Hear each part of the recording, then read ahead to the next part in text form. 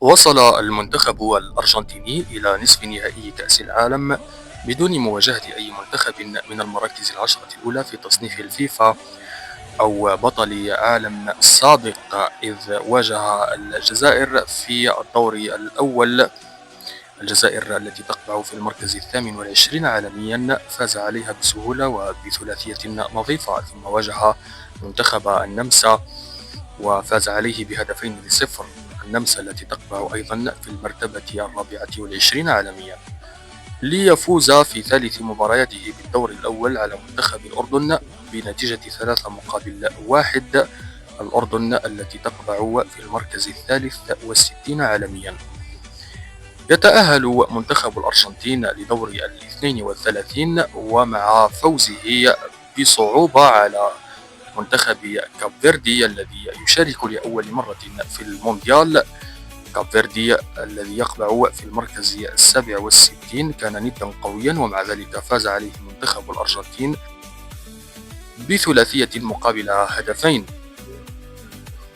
ليتأهل منتخب الطنغو للدور 16 ويواجه مصر ويفوز عليها بصعوبة أيضا بثلاثية مقابل هدفين.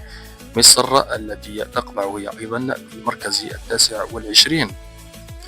المنتخب الأرجنتيني واصل مسيرته في المونديال ليواجه المنتخب السويسري الذي يقع في المركز 19 عالميا، ويفوز عليه بعد التمديد ب3 أهداف مقابل هدف واحد،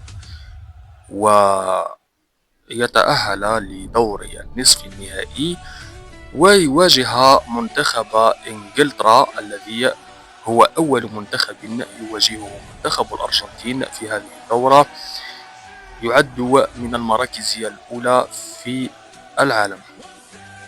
يتواصل ترتيب الهدافين حسب مباريات كأس العالم، ليكون كيليان مبابي وليونيل ميسي أول الهدافين في هذا المونديال مؤقتا ب8 أهداف، يليهم النرويجي إيرلينغ هالاند ب7 أهداف، جود بيلينغهام ب6 أهداف رفقة هاري كين، عثمان ديمبلي ب5 أهداف، إسماعيل صار السنغالي ب4 أهداف، ميكيل أويارزابال الإسباني ب4 أهداف، خوليان كينيونيس ب4 أهداف أيضا، وكذلك فينيسيوس جونيور البرازيلي ب4 أهداف.